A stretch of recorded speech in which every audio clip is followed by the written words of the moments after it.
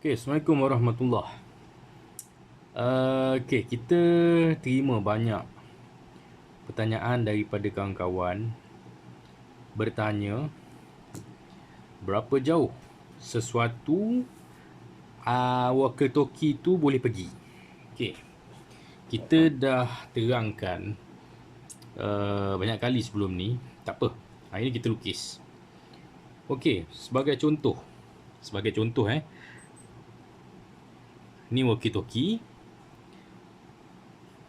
ni walkie-talkie. Okay, keadaan muka bumi tu dia rata je. Okay, kita ambil rata je. Jadi daripada point A ni ke point B tak menjadi masalah untuk dia berhubung. Sebab apa nanti kita akan bagi tahu. Jadi dalam keadaan macam ni memang takkan menjadi permasalahan, takkan jadi masalah pada kawan-kawan. Tapi jika keadaan muka bumi yang begini, bukit sikit, landai, bukit sikit, landai. Okey, ni radio walkie-talkie. Jadi untuk go through wave ni, dia agak bermasalah. Sebab dia dilindungi oleh bukit ni tadi. Satu bukit, dua bukit. Walkie-talkie B, walkie-talkie A. Bukit ataupun bangunan. Okey. Jadi kita ambil kat sini frekuensi VHF. Okey. Frekuensi VHF, very high frequency. Okey. Dia nak menembusi bukit atau gunung ni daripada point B ke point A ni memang susah. Jadi apa yang perlu kita buat? Sama ada dia duduk diam di sini, point A ni, duduk diam di point B, tanpa ada apa-apa yang kita buat, memang susah. Jadi apa perlu yang kita buat? Okey, letakkan antena ataupun naikkan antena setinggi ni. Setinggi ni, setinggi ni. Walkie-talkie di bawah tak ada masalah. Okey, kami sebagai pengguna ataupun pengamal radio amatur, setup kami memang begini. Tak kisahlah setinggi mana bukit tu, kita akan cuba untuk tinggikan lagi antena kami melebihi bukit-bukit ni. Dengan cara apa sekalipun, tak kisahlah. Sebab tu kita menggunakan kreativiti. Okey, kalau antena kita berada di sini, satu, dan rakan kita juga membuat perkara yang sama, jadi tidak menjadi permasalahan untuk mencapai. Okey, antena sahaja, kan, dia tak memerlukan, tidak memerlukan apa-apa selain daripada antena. Duduk di bawah tak ada masalah, yang penting antena kita berada di atas. Okey, kan? Ini antena kita. Sama juga kalau kita mobile, naik kereta, kita berada di sini. Contoh, kereta yang pertama ada di sini. Kalau kereta kedua ada di sini, tak ada masalah. Sebab dia berada di tinggi dan kedudukannya tinggi, dia boleh mencapai. Katakanlah kereta A, kereta B tadi ni, dia dah ada di sini. Macam mana tu dia nak mencapai? Memang tak boleh lah cerita dia, kan? Jadi kadang-kadang kita kena fahami bentuk muka bumi tu untuk kita berkomunikasi. Jangan kata, oh, kita punya walkie-talkie ni boleh mencapai sehingga 30 kilometer. Tak, dia ke jarak tu sebenarnya subjektif. Kan? Ada orang kawasan yang ditinggal tinggi. Tak ada masalah, dia duduk di puncak gunung. Radius untuk dia memancar memang jarak dia jauh. Kan? Ada setengahnya duduk di kawasan yang landai. Satu advantage lah bagi dia. Jadi bagaimana kawan-kawan yang duduk di celah-celah gunung? Ni frekuensi VHF. Kan? Untuk penggunaan yang macam ni lah. Jadi ada satu dua cara lah. Jadi kita anggap yang kita ni sama-sama belajar belajar menggunakan frekuensi ni, gelombang. Okey. Belajar menggunakan frekuensi. Apa akan menjadi benda-benda yang macam ni? Jadi, alright. Kita buat garis lurus bukit, garis lurus bukit. Sama juga macam yang ni tadi. Ini kedudukan kereta kita. Ini kedudukan kereta kawan kita. Konvoi lah ni. Okey, antena di sini, antena di sini. Jaga jarak lah. Jangan terlalu jauh sangat. Dan jangan terlalu dekat sangat. Sebab konvoi ni kadang-kadang, yelah, nama lagi konvoi. Jangan terlalu dekat lah. Orang kata faktor daripada rakan-rakan yang lain yang menggunakan jalan raya juga. Jadi di sini cuba setkan penggunaan UHF. Okey. Sebab apa menggunakan UHF? Nanti saya terangkan. Bila menggunakan VHF, tak dapat. Jadi, kita cuba kepada UHF. Okey? Macam kita cakap tadi lah. VHF, bentuk gelombang dia begini. Lebih kurang lah kan? Okey. Tetapi bentuk gelombang UHF pula dia begini.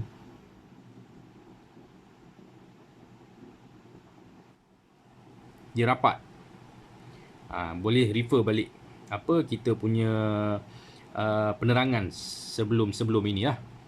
Jadi bila menggunakan UHF, pastikan jarak tu jangan terlalu rapat ataupun jangan terlalu jauh.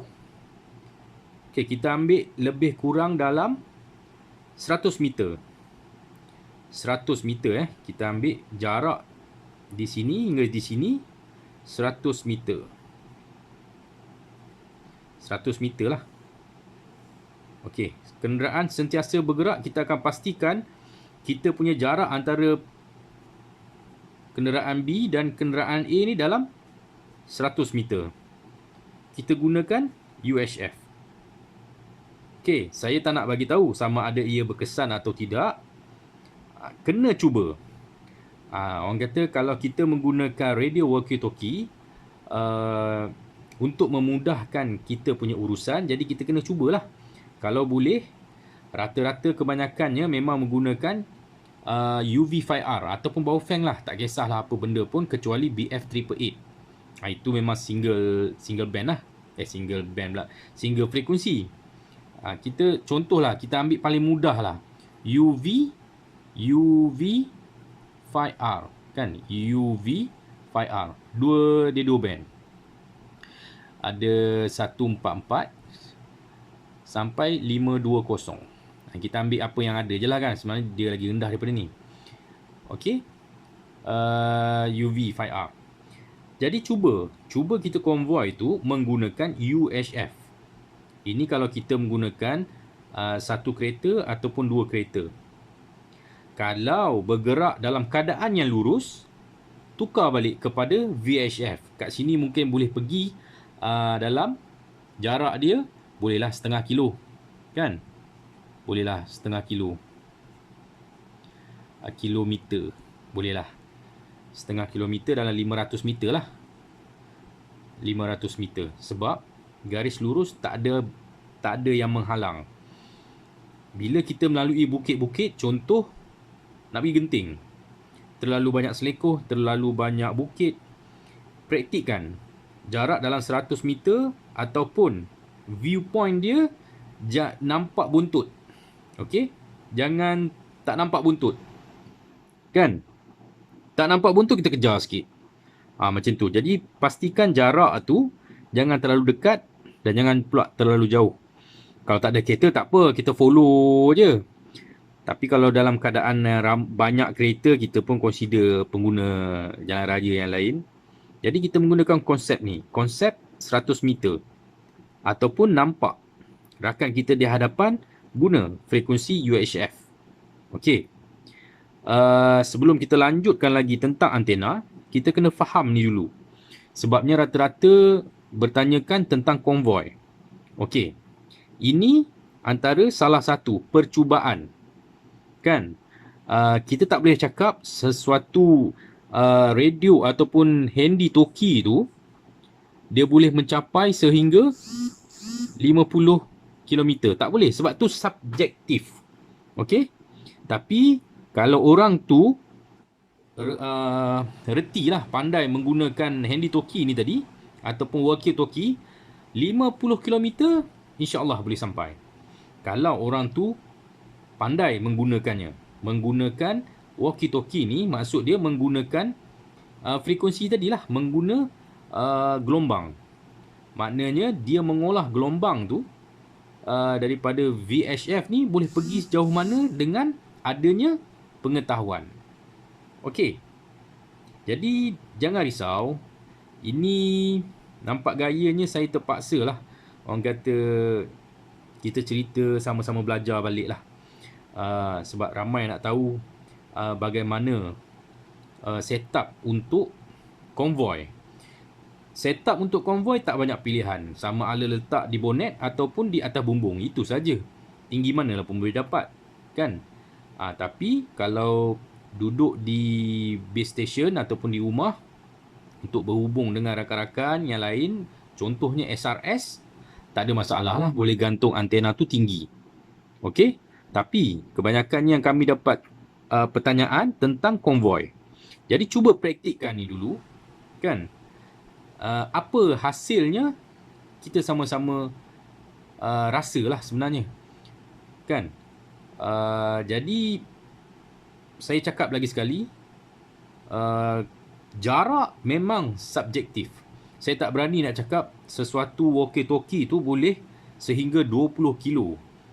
Kan? Tanpa kita memahami bentuk muka bumi yang kita nak lalu tu sebenarnya. Walau macam mana pun, cuba. InsyaAllah. Saya yakin dengan pemahaman daripada segi gelombang, daripada segi penjarakan muka bumi, insya-Allah konvoi kita ni takkan lagi terputus hubungan. Macam tu. Kita faham. Kalau macam rakan-rakan yang mempunyai lesen amatur, ialah dia boleh memancar lebih daripada 5 watt. Jadi kita yang bukan sebagai pemegang lesen amatur ni, kita lebih kurang dalam, yalah, kita nak cerita kat sini pun agak susah. Kita ambil je lah 1 watt. Kan? Ataupun 0.5 watt. Mana nak cari 0.5 watt kan? 1 watt pun payah sekarang ni. Okey, 5 watt. Nak buat macam mana kan? Dah ini yang kita dapat 5 watt. Jadi kita gunakan. Tengok macam mana penggunaan VHF dan juga UHF. Kita cuba. Okey. Sampai di sini dulu. Untuk kita, orang kata, memahaminya. Kalau kita bagi banyak-banyak nanti dia pening. Jadi kita faham dulu yang ni. Nanti kita akan cerita tentang setup antena di kereta. Macam tu. Alright. Terima kasih.